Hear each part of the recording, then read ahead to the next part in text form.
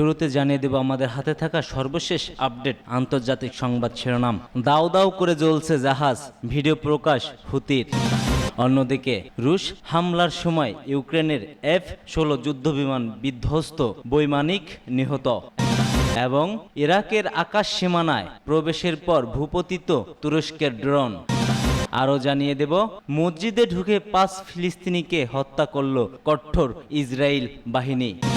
এবং সর্বশেষ জানিয়ে দেব গাজায় শিশুদের পোলিও টিকা দিতে 9 ঘন্টা করে বন্ধ থাকবে লড়াই। এতক্ষণ শুনছিলেন সংবাদ শিরোনাম, এবার বিস্তারিত। তার আগে আপনি যদি ফিলিস্তিনকে ভালোবেসে থাকেন অবশ্যই একটি লাইক করবেন ও কমেন্ট করে জানিয়ে দেবেন। দাউ দাউ করে জ্বলছে জাহাজ, ভিডিও প্রকাশ হুতির। লোহিত সাগরে গত এক সপ্তাহ ধরে পুড়তে থাকা গ্রিসের পতাকাবাহী জাহাজ সোনিয়নের ভিডিও ফুটেজ প্রকাশ করেছে ইয়েমেনের সশস্ত্র সংগঠন হুতি। এতে দেখা যায় দাউ দাউ করে জ্বলছে জাহাজটির বিভিন্ন অংশ। এদিকে হুতি জানিয়েছে জাহাজটি সরিয়ে নেয়ার অনুমতি দিতে রাজি তারা। তেলবাহী এই জাহাজ থেকে লোহিত সাগরে তেল ছড়িয়ে পড়ার শঙ্কা প্রকাশ করেছে পশ্চিমারা।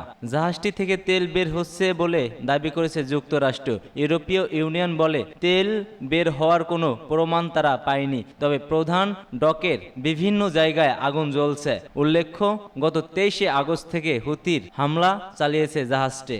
রুশ হামলার সময় ইউক্রেনের F-16 যুদ্ধবিমানটি বিধ্বস্ত হয়েছে, বৈমানিক নিহত। পশ্চিমা মিত্রদের থেকে পাওয়ার ইউক্রেনের একটি F-16 যুদ্ধবিমান ধ্বংস হয়ে গেছে। ইউক্রেনের সামরিক বাহিনীর একটি সূত্র বিবিসিকে এই তথ্য জানায়। গত সোমবার রাশিয়ার একের পর এক ক্ষেপণাস্ত্র হামলার মধ্যে যুদ্ধবিমানটি বিধ্বস্ত হয়। এতে বৈমানিক ওলেক্সি মেস নিহত হয়েছে বলে জানায় ইউক্রেনের সামরিক বাহিনী। এ মাসের শুরুর দিকে F-16 যুদ্ধবিমানের একটি চালান ইউক্রেনে এসে পৌঁছায়। বিমানগুলোর একটি প্রথমবারের মতো বিধ্বস্ত হলো। ইউক্রেনের সামরিক বাহিনীর দাবি, শত্রুপক্ষের ছোড়া ক্ষেপণাস্ত্রের আঘাত যুদ্ধবিমানটি ভূপাতিত হওয়ার পিছনে প্রধান কারণ নয়। সোমবার আকাশপথে রাশিয়ার সবচেয়ে বড় হামলার সময় যুদ্ধবিমানটির বৈমানিক 3টি ক্ষেপণাস্ত্র ও একটি ড্রোন ধ্বংস করেন। ইউক্রেনের বিমান বাহিনী সামাজিক যোগাযোগ মাধ্যমে দেওয়া এক বিবৃতিতে বলেছে,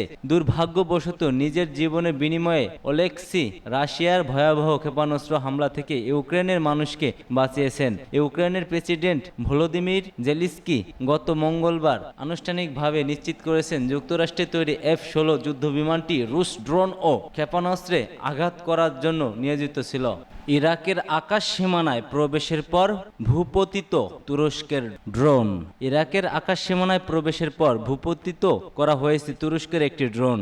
দেশটির উত্তর অঞ্চলীয় শহর কিরকুকে আকাশ প্রতিরক্ষা ব্যবস্থা ব্যবহার করে ড্রোনটি ধ্বংস করা হয়। খবর বার্তা সংস্থা এপির। শহরটির কেন্দ্রে একটি আবাসিক এলাকায় ভূপতিত হয় ড্রোনটি। কয়েকটি বাড়ির সামনে আগুন জ্বলতে দেখা যায়, তবে এতে হতাহতের কোনো ঘটনা ঘটেনি। পরে ফায়ার সার্ভিসের কর্মীরা আগুন নিয়ন্ত্রণে আনেন। ড্রোনটি তুরস্কের বলা হলেও বিস্তারিত কোনো তথ্য প্রকাশ করা হয়নি। ড্রোনটি নিজেদের কিনা সেই তথ্য এখনো দেয়নি তুরস্ক। তবে দেশটির পররাষ্ট্র মন্ত্রণালয়ের মুখপাত্র জানিয়েছে এই ঘটনার বিস্তারিত জানতে ইরাকি কর্তৃপক্ষের সঙ্গে আলোচনা চালাচ্ছে তারা। মসজিদে ঢুকে 5 ফিলিস্তিনিকে হত্যা করল কঠোর ইসরায়েল বাহিনী। ফিলিস্তিনে এক মসজিদে অভিযান চালিয়ে 5 প্রতিরোধ যোদ্ধাকে হত্যা করেছে ইসরায়েলি দখলদার সেনাবাহিনী। পশ্চিম তীরে তুলকারামে এই হত্যাকাণ্ড ঘটায় ইসরায়েলের বাহিনী। বার্তা সংস্থা রয়টার্সের খবরে এ তথ্য জানানো হয়েছে। ইসরায়েলি সেনাবাহিনীর এক মুখপাত্র জানিয়েছেন, পুলিশ ও নিরাপত্তা সংস্থার সহায়তায় ইসরায়েলি বাহিনী পশ্চিম তীরে তুলকারাম শহরে একটি মসজিদের ভিতরে 5 বন্দুকধারীকে হত্যা করেছে। নিহতদের মধ্যে হামাসের সশস্ত্র শাখা নূর শামস ব্রিগেডের কমান্ডার মোহাম্মদ জাবের রয়েছেন, যিনি আবু সুজা নামে পরিচিত। ইসরায়েলের দাবির বিষয়ে ফিলিস্তিনিদের পক্ষ থেকে নিশ্চিত করা হয়নি। প্রত্যক্ষদর্শীদের বরাতে রয়টার্স জানায়, বুধবার ভোরে কয়েকশো ইসরায়েলি সৈন্য হেলিকপ্টার, ড্রোন এবং সাঁজোয়া যান নিয়ে পশ্চিম তীরে তুলকারামে জেনিন ও জর্ডান উপত্যকার বিভিন্ন এলাকায় অভিযান শুরু করে ইসরায়েলি। এই অভিযানের আগে গাজা ও পশ্চিম তীরের টেলিযোগাযোগ ব্যবস্থাও ব্যাহত করা হয়। এদিকে নূর শামস ক্যাম্পে অভিযান চালানোর সময় ইসরায়েলি দখলদার সেনাদের গুলিতে 21 বছর বয়সী বিশ্ববিদ্যালয় ছাত্র মাজেদ দাউদ নিহত হয়েছে। এরপরে তার মরদেহ নিয়ে যায় দখলদার বাহিনী এবং আহতদের চিকিৎসার জন্য মেডিকেল ক্রুদের শিবিরে প্রবেশ করতে বাধা দেয়া হয়। এখন পর্যন্ত পশ্চিম তীরে ইসরায়েলি অভিযানে মোট 17 জন নিহত হয়েছে।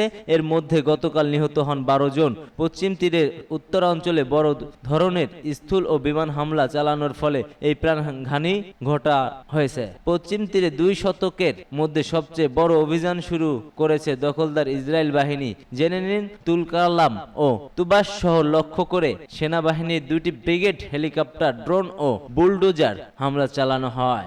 গাজায় শিশুদের পোলিও টিকা দিতে 9 ঘন্টা করে বন্ধ থাকবে লড়াই। গাজায় শিশুদের পোলিও টিকা দেওয়ার জন্য লড়াইয়ের মানবিক বিরতি দিতে রাজি হয়েছে ইসরায়েল। শুক্রবার এ কথা জানিয়েছে বিশ্ব স্বাস্থ্য সংস্থা। সংস্থাটির জ্যেষ্ঠ কর্মকর্তা রিক পিপারকর্ন বলেছে, গাজায় উপত্যকায় প্রায় 6,40,000 শিশুকে পোলিও টিকা দেওয়ার লক্ষ্যে আগামী রবিবার থেকে এই কর্মসূচি শুরু হয়েছে। গাজার মধ্যে দক্ষিণ ও উত্তর অংশে 3 ধাপে এই টিকাদান কর্মসূচি চলবে। প্রতি ধাপে টানা 3 দিন রোজ স্থানীয় সময় সকাল 6টা থেকে বিকাল 3টা পর্যন্ত লড়াই বন্ধ থাকবে। গাজায় প্রায় 25 বছর পর কিছুদিন আগে 10 মাস বয়সী এক শিশুর শরীরে পোলিও ভাইরাস শনাক্ত হয়। এতে শিশুটির শরীরের একাংশ অবাস হয়ে গেলে বলে জানিয়েছে জাতিসংঘের কর্মকর্তারা। অবরুদ্ধ উপত্যকাটিতে এরই মধ্যে 12,60,000 পোলিও টিকা পৌঁছে গেছে। আরও 4 লাখ টিকা শীঘ্রই সেখানে পৌঁছবে বলে আশা করা যাচ্ছে। জাতিসংঘ কর্মীদের পাশাপাশি স্থানীয় স্বাস্থ্যকর্মীদের সহায়তায় গাজায় এই টিকাদান কর্মসূচি প্রচালিত হবে। এর জন্য 2,000-এর বেশি মানুষকে প্রশিক্ষণ দেওয়া হয়েছে। বিশ্ব সংস্থা স্বাস্থ্য লক্ষ্য গাজার অন্তত 90% শিশুকে পোলিও টিকা দেওয়া। ভাইরাসটি প্রতিরোধে এই লক্ষ্যমাত্রা অর্জন খুবই জরুরি। কোনো এলাকায় 3 দিনের মধ্যে এই লক্ষ্যমাত্রা অর্জন সম্ভব না হলে চতুর্থ দিনও লড়াইয়ে বিরত থাকবে না জানা গেছে। হামাসের কর্মকর্তা বাসেম নাইম বার্তা সংস্থা রয়টার্সকে বলে, আমরা গাজা উপত্যকায় ফিলিস্তিনি শিশুদের সেবা ও সুরক্ষার স্বার্থে এই টিকাদান কর্মসূচি আন্তর্জাতিক সংস্থাকে সহযোগিতা করতে প্রস্তুত। তবে ইসরায়েলি প্রধানমন্ত্রী বেঞ্জামিন নেতানিয়াহু বলেছেন, টিকাদানের লড়াই স্থগিত করার বিষয়টি কোনো অস্ত্র বিরতি নয়।